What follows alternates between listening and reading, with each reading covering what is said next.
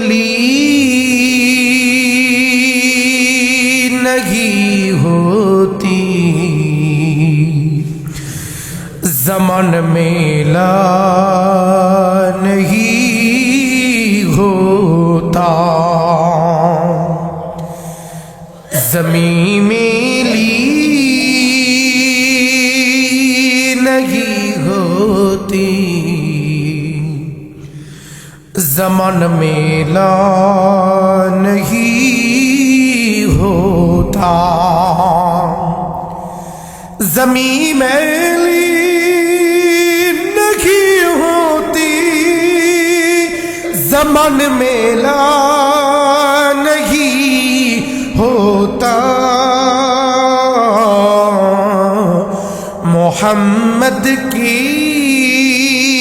गुलामों का कफन मेला नहीं होता। समस्त क्षमतार मालिक के, सकल क्षमतार उत्स के, केउ जेटा पारे ना पारे के, केउ जेटा देय ना देय के, केउ जेटा बुझे ना बुझे के, ওই আল্লাহকে ভালোবেসে জবান খুলে আওয়াজ দিয়ে পড়ি আলহামদুলিল্লাহ। শুকরিয়া জানাই আল্লাহ, শুকরিয়া জানাই তোমার, অসহায় বান্দা মোরা বেঁচে আছি তোমার দয়া। শুকরিয়া জানাই আল্লাহ, শুকরিয়া জানাই তোমায়, অসহায় বান্দা মোরা বেঁচে আছি তোমার দয়ায়, অসহায় বান্দা মোরা বেঁচে আছি তোমার দয়ায়। কথা বলেন ঠিক কিনা? আমরা কার দয়ায় বেঁচে আছি? ওই আল্লাহর দয়া আমরা চাই কি চাই না? আল্লাহ তাআলা আমাদের উপর তার দয়া তার রহম বর্ষণ করুক। আমরা সকলে পড়ি আমিন। সম্মানিত মুসল্লিনে কেরাম, আমি খুতবার মাঝে আপনাদের সামনে যে আয়াতে কারিমা তেলাওয়াত করেছি, এই আয়াতের ভিতরে মহান রব মহামণি গোলামকে মহব্বত করে, ইমানদারকে মহব্বত করে ডাক দিয়ে বলছেন, ইয়া আইয়ুহাল্লাযীনা আমানুত্তাকুল্লাহ। আল্লাহ বলছেন, হে ইমানদারগণ, যারা আমি রবের উপর ঈমান এনেছ, আমি রবকে যারা বিশ্বাস করেছ, ইয়া আইয়ুহাল্লাযীনা আমানুত্তাকুল্লাহ। আল্লাহ বলছেন, ইমানদারেরা, আমি আল্লাহকে তোমরা ভয় করো। প্রশ্ন হতে পারে, হুজুর, ইমানদারেরা তো আল্লাহকে ভয় করে, ইমানদারেরা যেহেতু আল্লাহর উপর ঈমান এনেছে অবশ্যই তারা মুসলমান, তাহলে আল্লাহ এখানে ভয় করার কথা কেন বললেন? দেখেন, আল্লাহ বলতেছেন আমানুত্তাকুল্লাহ। শুধু ভয় করলেই হবে না, বরং ভয় করার মতো ভয় করো। আপনি বললেন আপনার বউকে, আমি তোমাকে ভালোবাসি। আপনার বউ বলল, আচ্ছা যাক, তুমি আমাকে ভালোবাসো। এবার আপনার বউ আরো 5 জনের সাথে পরক্রিয়া করে। আসলেও কি সে আপনাকে ভালোবাসে? কথা বলেন, আসলেও কি সে আপনাকে ভালোবাসে? যদি সে আপনাকে ভালোবাসতো কখনো পরক্রিয়া করতে পারতো? যারা বলেন করতে পারতো। এর মানে আপনার বউ আপনাকে সে ভালোবাসে না। তাহলে আপনি যে বললেন আল্লাহ আই মেরা রব, আমি আপনাকে ভালোবাসি, এর প্রমাণ কি? কাজে প্রমাণ দিতে হবে। আল্লাহ বলেন ভয় করলেই হবে না, ভয় করার মতো ভয় করো, ভয় করার মতো ভয় করো। কেমন ভয় করবে? আল্লাহ বলেন আমার ভয়ে তোমরা টিভি দেখবা না, আমার ভয়ে তোমরা নামাজ ছাড়বা না, আমার ভয়ে তোমরা রোজা ছাড়বা না, আমার ভয়ে তোমরা অবৈধ কাজ করবা না, আমার ভয়ে তোমরা গুনার কাছে যাবা না। এটাকেই ভয় বলে। আল্লাহকে ভয় করলেন, গুনাও করতেছেন। আল্লাহকে ভয় করলেন, জিনাও করতেছেন। আল্লাহকে ভয় করলেন, সুদও খাচ্ছেন। আল্লাহকে ভয় করলেন, ঘুষও খাচ্ছেন। এটাকে ভয় বলে। জোরে বলেন, বলে। আল্লাহ বলেন আমানুত্তাকুল্লাহ হাক্কা তুকাতিহি ওয়া লা তামুতুন্না ইল্লা ওয়া আনতুম মুসলিমুন। আল্লাহ হুঁশিয়ারি করে দিচ্ছেন, হে ইমানদারেরা, তোমরা সাবধান হও, সাবধান হও।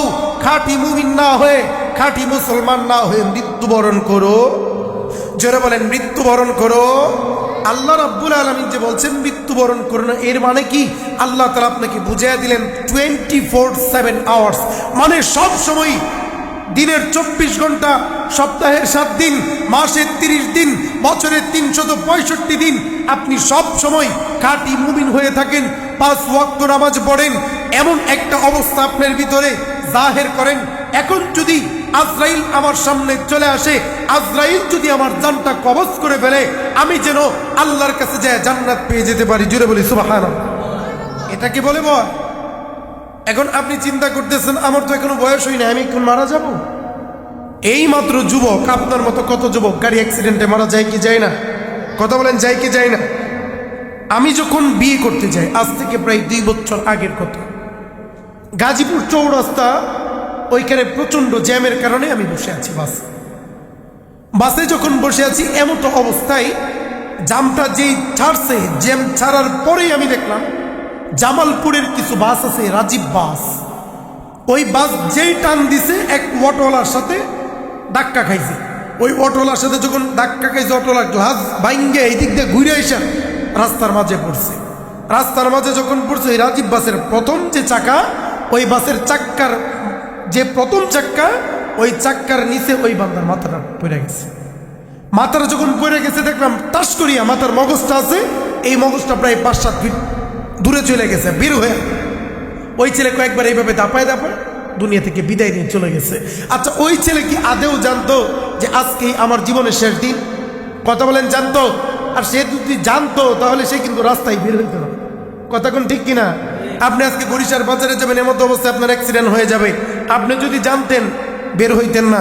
আপনি যদি জানতেন যে আজকেই আমি মারা যাব, আপনি নামাজ ছাড়তেন না। আপনি যদি জানতেন যে আমার কাছে আর 1 মাস হায়াত আছে, আপনি মসজিদ থেকে বের হইতেন না, খাবার দাবার বাদ দিয়ে দিতেন। এজন্য আল্লাহ বলছেন, আমানুত্তাকুল্লাহ, হে ঈমানদারগণ, আমি আল্লাহকে ভয় করো। ভয় করার মতো আমরা কেমন ভয় করি, আমাদের ভয়গুলো কেমন একবার দেখেন। অনেকে আছে আমাদের সমাজে হজ করে আসছে। কিসের জন্য হজ করে আসছে বলেন? নামের আগে হাজি লাগানোর জন্য। কিসের জন্য? নামের আগে। এমন অনেক হাজি আছে, হজে গেছিল যেমন, আসার পরেও তেমন। হজে যাওয়ার আগেও নামাজ পড়ে নাই, হজ থেকে আসার পরেও নামাজ পড়ে, জোরবার নামাজ পড়ে, আবার বিভিন্ন জায়গায় অনুদান দেওয়ার পরে দেখে নামটা কেমনে লিখছে। যদি লেখেন, ধরেন ওনার নাম মতিন, আব্দুল মতিন, লিখে দিচ্ছেন মোহাম্মদ আব্দুল মতিন সাহেব। আইসে দেখবেন বলবে এইটা পাল্টাও, এটা চলবে না। বলে কেন চলবে না? তুমি কি জানো না আমি হজ করে আইছি? তুমি কি জানো না আমি হজ করে আসছি? আমার নামের আগে প্রথমে আলহাজ দিতে হবে, তারপরে আব্দুল দিতে হবে, তারপরে মতিন দিতে হবে। আমি বলি এই হজ আল্লাহর জন্য হয় নাই, এই হজ নামে হাজি লাগানোর জন্য হয়েছে। কথা কোন ঠিক কিনা? এই হাজি লকব কি কাল হাসরের ময়দানে আল্লাহ তাআলার কাছে মাপ পাওয়ার কোনো সুযোগ? জোরে বলেন, সুযোগ। আর যদি আপনি হজ করেন, হজ কবুল হয়, মাপ পাইতে পারেন, কিন্তু হাজির লকব দিয়া আল্লাহর দরবারে মাপ পেয়ে যাবেন এমন কোনো সুযোগ? জোরে বলেন, সুযোগ। মুসলমান বাবাজিরারি, আমার সমাজের ভিতরে এমন অনেক হাজি আছে, যেই হাজিদের টিভি সারা রাতের বেলায় ঘুম ভালো করিয়া হয়। জোরে বলেন ভাই। বাবাজি, সন্তান প্রবাসে থাকে, বাবা দেশের বাড়িতে থাকে। এবার সন্তান চিন্তা করেছে, বাবা যেহেতু দেশের বাড়িতে থাকে, বয়সও বাড়তেছে, এবার বাবাকে হজ করায় আনার দরকার। এবার সন্তান 10 লক্ষ টাকা পাঠাইছে, আব্বা আপনিও যান, আম্মারেও নিয়ে যান। এবার আব্বা আম্মা দুইজনেই হজ করার জন্য রওনা দিয়ে দিছে। বাজান সুন্দর করিয়া হজ করিয়া আইছে। হজ করে আসার পর সন্তান এবার বাড়ি বানাইছে। বাড়ি বানানোর পরে সন্তানকে ডাক দিয়ে বলে, ও সন্তান, সর্বপ্রথম হাজি বাবাই ডাক দিয়ে বলে, টিভিটা কোন জায়গায় রাখবি? বলে টিভিটা কোন জায়গায় রাখবি? এটা তো এখনো সিলেক্টেড করা হয় নাই। এখন বলতেছে হল রুমের মাঝে একটা 48 ইঞ্চি টিভি লাগাইলে কেমন হয়? সন্তানকে বাবাই বলতেছে আমাদের হল রুমে একটা 48 ইঞ্চি টিভি লাগাইলে কেমন হয়? এবার সন্তান বলতেছে আচ্ছা বাবার যেহেতু আবদার, যাক হল রুমের ভিতরে 48 ইঞ্চি টিভি লাগাই দিলাম। এবার এই হাজি রাত 12টা পর্যন্ত ডান্স দেখে, রাত 12টা পর্যন্ত টিভি দেখে। আসলেও কি হাজির হজ কবুল হয়েছে? কথা বলেন, হজ কবুল হয়েছে? অনেক হাজি আছে হজ করার আগেও বিড়ি খাইতো, হজ করার পরেও, যারা বলেন হজ করার আগেও বিড়ি খাইতো, হজ করার পরেও। এজন্য আমি বলি বুইরা টিভি চাই, বিড়ি খাই, জুয়াও খেলাই, বুইরা টিভি চাই, বুইরা টিভি চাই, বিড়ি খাই, জুয়াও খেলাই, বুইরা টিভি চাই। বয়স হইল 70-80, মরার চিন্তা নাই বুইরার, বয়স হইল 70-80, মরার চিন্তা নাই, বুইরা টিভি চাই, বিড়ি খাই, জুয়াও খেলাই, বুইরা টিভি চাই। রাগ করতেছেন? রাগ করতেছেন? এটা সমাজের বাস্তব চিত্র, সমাজের বাস্তব চিত্র। এই চিত্রগুলো বাদ দিতে হবে। প্রিয় বাজারের আমার, আমি আপনাদেরকে বিনয়ের সাথে বলবো, আমি কিন্তু আপনাদের শত্রু না, আপনাদের অত্যন্ত ভালোবাসি, অত্যন্ত মহব্বত করি। মরার পরে বলবেন হুজুর আপনি জান্নাতে চলে যাইতেছেন, অথচ আমি জাহান্নামে চলে যাইতেছি। হুজুর দুনিয়াতে এত কথা বলছেন, কথাগুলো মানি নাই, যদি মানতাম জান্নাতে যাইতাম, মানি না বিদায় জান্নাতে যাইতে পারলাম না। দেখেন আল্লাহ রাব্বুল আলামিন বলেন 4 শ্রেণীর ব্যক্তি। কয় শ্রেণীর ব্যক্তি? সবাই বলেন কয় শ্রেণীর ব্যক্তি? 4 শ্রেণীর ব্যক্তি জাহান্নামে। যে কয় নাম্বার? 4টা শ্রেণীর মানুষ আল্লাহ রাব্বুল আলামিনের জাহান্নামের ভিতরে যাবে। গত সপ্তাহে এই বিষয়টা নিয়ে আপনাদের মাঝে আলোচনা করছিলাম, কিন্তু সময় সংক্ষিপ্ত থাকার কারণে আলোচনাটা শেষ করা যায়, জোর বলেন যায়, এই সপ্তাহে শেষ করব আপনার মন দিয়ে শুনবেন তো ইনশাআল্লাহ। সম্মানিত ভাইয়ের আমার, আল্লাহ রাব্বুল আলামিন বলতেছেন জান্নাতীরা যখন জান্নাতে যাবে আর জাহান্নামীরা যখন জাহান্নামে চলে যাবে, আল্লাহ রাব্বুল আলামিন জান্নাতী আর জাহান্নামীদের সাথে একটা কথা বলার ব্যবস্থা করে দেবে। জুড়ে বলি সুবহানাল্লাহ। তাহলে যখন জান্নাতীরা জাহান্নামীরা কথা বলবে, অনেক জাহান্নামী এমন ব্যক্তি ছিল দুনিয়াতে কোটি কোটি টাকার মালিক, এমন অনেক ব্যক্তি ছিল রিক্সা চালায় খাইতো, ওই ব্যক্তি জান্নাতে চলে গেছে, আর কোটি কোটি টাকার মালিক জাহান্নামে চলে গেছে। কথাটা বুঝতে পারছেন আমার? কোটি কোটি টাকার মালিক, ব্যাংক ব্যালেন্স ছিল, বাড়ি গাড়ি ছিল, সে জাহান্নামে আর রিক্সা চালক জান্নাতে। আবার অনেকে তাকায় দেখবে যে দুনিয়াতেও বড় লোক ছিল, মরার পরেও জান্নাত পেয়ে গেছে। সুবহানাল্লাহ। এজন্য দেখবেন অনেক রিক্সা চালক আছে জুমার দিনও ঠিক মতো নামাজ পড়ে না। আছে না নাই? কথা কয় না, আছে না নাই? রিক্সা চালায়, জুমার দিনও নামাজ পড়ে। এরা আমি বাস্তব উদাহরণ, যারা কলের কাম করে এরা এক ওয়াক্ত নামাজ তো পড়ে না, পড়ে ওই না, এরা জুমার দিনও পড়ে না। আমার মনের ভিতরে অনেক কৌতূহল ছিল যে এরা দেখি কোনো উৎসবে নামাজ পড়ে কিনা। সবে বেড়াত দেখছি, সবে বেড়াতে সময় কল কাটতে দিছি, সবে বেড়াতে নামাজ এরা পড়ে, যারা বলেন পরে। দেখেন এজন্য বলি অনেক গরিব জাহান্নামে যাবে, আবার অনেক বড় লোকও জাহান্নামে। ওই মাঝে মাঝে হাদিস শুনেন যে গরিবরা বড় লোকদের 500 বছর আগে জান্নাতে যাবে, খুব খুশি হয়ে যায় গরিবেরা, ঠিক না? যে হুজুর 500 বছর আগে জান্নাতে যাব। এর মানে এই না যে নামাজ ছাইরা দিলেন, আল্লাহকে ভুলে গেলেন, এরপরে আপনি জান্নাতে চলে যাবেন। জান্নাত কি আমার বাপ দাদা? জান্নাত কি আপনার বাপ দাদা যে 500 বছর আগে চলে যাবেন? 500 বছর আগে ওই ব্যক্তি যাবে যেই ব্যক্তি আল্লাহকে মানবে, রসুলকে মানবে, নামাজ পড়বে, রোজা করবে, কুরআন পড়বে, ইসলাম বুঝবে, সুদ ছাড়বে, ঘুষ ছাড়বে, জিনা ছাড়বে, অন্যায় ছাড়বে। ওই ব্যক্তি 500 বছর আগে জান্নাতে যাবে। জোরে বলি সুবহান। নাইলে সুযোগ নাই। কথা বুঝছেন নি মুমিন ভাই? এজন্য রিক্সা চালান অসুবিধা নাই, ফাঁকে ফাঁকে যখনই আজান হয়ে যাবে নামাজ পড়তে হবে কি হবে না? নামাজ পড়া বিধানটা কার? জোরে বলেন কার? বাবাজি আজকে ডাক্তারের কাছে যান, বুকের ভিতরে ব্যথা, ডাক্তার বলবে সাবধান ও মোল্লা সাহেব, আপনি আজকের পর থেকে আলু খাইতে পারবেন না, আজকের পর থেকে গরুর গোশত খাইতে পারবেন না, আজকের পর থেকে বেগুন খাইতে পারবেন না, আজকের পর থেকে চিংড়ি মাছ খাইতে পারবেন না। বাড়িতে আইসা বিবিরে বলছেন, বিবিরি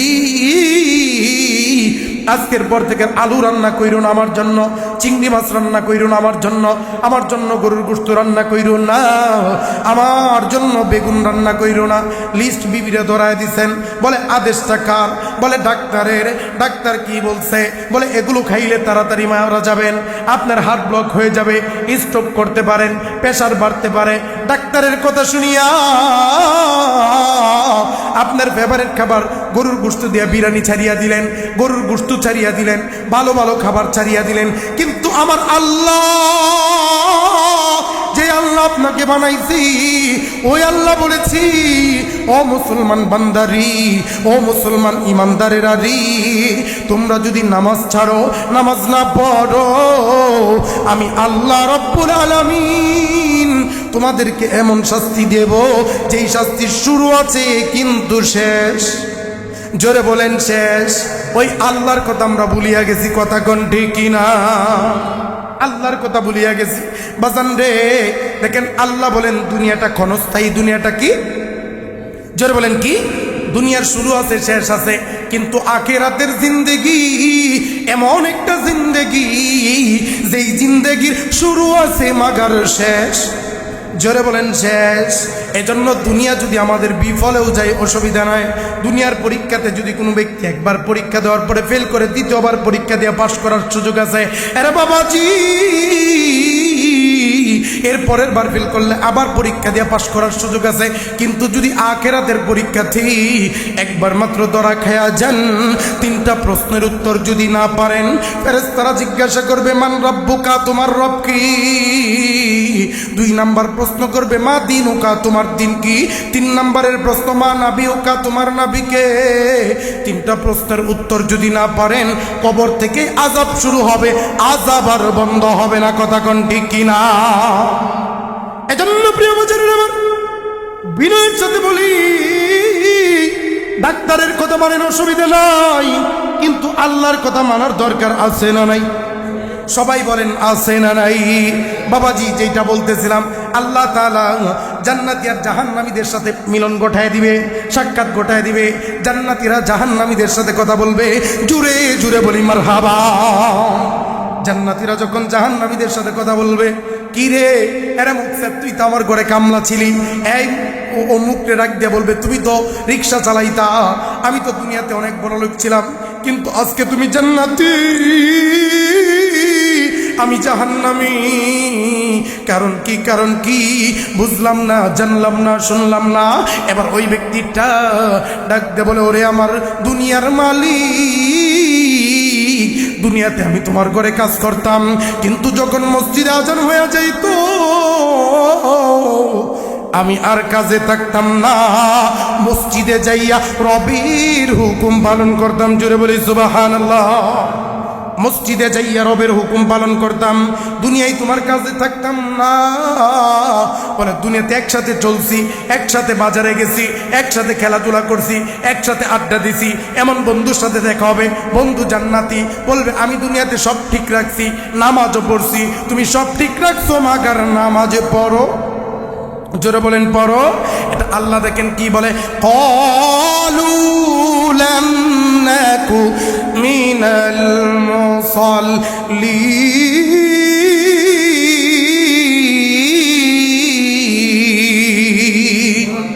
আল্লাহ রাব্বুল আলামিন বলেন জাহান্নামে যাওয়ার 4 কারণের ভিতরে 1 নাম্বার কারণ, ক্বালু লাম নাকু মিনাল মুসাল্লিন। আল্লাহ বলে বান্দা দুনিয়াতে নামাজ ঠিক মতো পড়ে, জোরে বলেন পড়ে।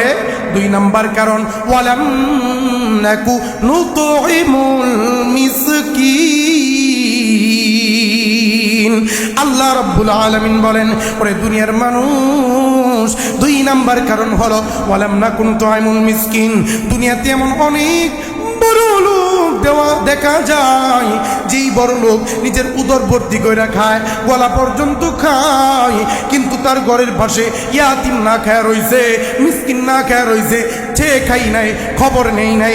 আল্লাহ বলেন 2 নাম্বার কারণ, নিজে পেট ভরে খাইলা, টাকা পয়সা ছিল, ইয়াতিমের খবর নিলা না, জাহান্নামে যাওয়ার 2 নাম্বার কারণ। 1 নাম্বার কারণ কি? জাহান্নামে যাওয়ার 1 নাম্বার কারণ কি? নামাজ না পড়া। সবাই বলেন কি না পড়া? 2 নাম্বার কারণ হচ্ছে ইয়াতিম মিসকিনের হক আদায় না করা, তাদেরকে খাবার না দেওয়া। মনে রাখবেন, বাড়িতে যাবেন, মনে যদি না রাখেন ওয়াজ, তাহলে কি এই এত কষ্ট করে ওয়াজ করতেছি কোনো লাভ হইল? মনে রাখতে হবে 2 নাম্বার কারণ ইয়াতিম মিসকিনের খাবার না দেওয়া। এরপরে আল্লাহ রাব্বুল আলামিন বলেন ওয়া কুন্না নাখুদু মাআল খাইদিন। আল্লাহ রাব্বুল আলামিন ডাকতে বলতেছে সমাজের ভিতরে এমন অনেক মানুষ আছে, সমাজের ভিতরে এমন অনেক মানুষ আছে অহেতুক অনর্থক প্রয়োজন নাই নিষ্প্রয়োজনে বক বক করে, অমুকে ভালো না, তমুকে ভালো না, অমুকের মায়া ভালো না, অমুকে লোক ভালো না, এই ও ভালো, ওই মসজিদের হুজুর ভালো, হ্যাঁ ভালো, এগুলো বলে কি বলে না? কথা বলে কি বলে না? ওই যে গতকালকে আমাদের প্রধান বক্তা তিনি বলছিলেন যে সমাজে এমন অনেক ব্যক্তি আছে যে নিজের সন্তানের খবর নেয় না, কিন্তু আরেকজনের সন্তান কোথায় গেল, আরেকজনের মেয়ে কোথায় গেল সেটা নিয়ে আমরা পড়ে থাকি, অথচ নিজের খবর যেরকম নিজের খবর আগে নিজের খবর নিতে হবে, তারপরে পরেরটা। কথা কোন ঠিক কিনা? কেন আপনার কবরে আপনি যাবেন, আমার কবরে আপনার কবরের ফিটান কি আমি খাবো? কথা বলেন, আমি খাবো? আপনার কবরের ফিটান কার? আপনার কবরের ফিটান কার? আপনাকে বইলা দিলাম, আপনি মানলে মানেন, না মানলে। এজন্যই আল্লাহ বলতেছেন নবী হে লাস্তা আলাইহিম বিমুসাইতির, আমি তো আপনাকে দারোগা বানায় পাঠাই নাই, আমি আপনাকে পাঠিয়েছি রাহমাতাল লিল আলামিন। জুড়ে বলি মারহাবা। আমি আপনাকে পাঠাইছি রাহমাতাল লিল আলামিন বানায়া, আপনি মানুষকে দিনের দাওয়াত দিয়া দেন, সে মানলে মানলো, না মানলে জাহান্নামে যাবে। কথা বলেন ঠিক কিনা?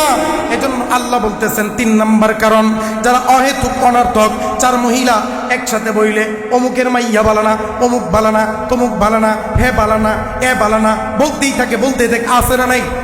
কথা বলেন আছে না নাই? এর মানে গীবত। কথা কোন ঠিক কিনা? আর দেখবেন যারা বেশি কথা কয়, অহেতুক কথা বলি, অনর্থক কথা বলি, তাদের কথার ভিতরে ভুল হয় কি হয় না? যারা বলেন হয় কি হয় না? আমরা যদি 100 কথা বলি, দেখা যায় কোনো ক্ষেত্রে 90টাই মিছার, 10টা আসা।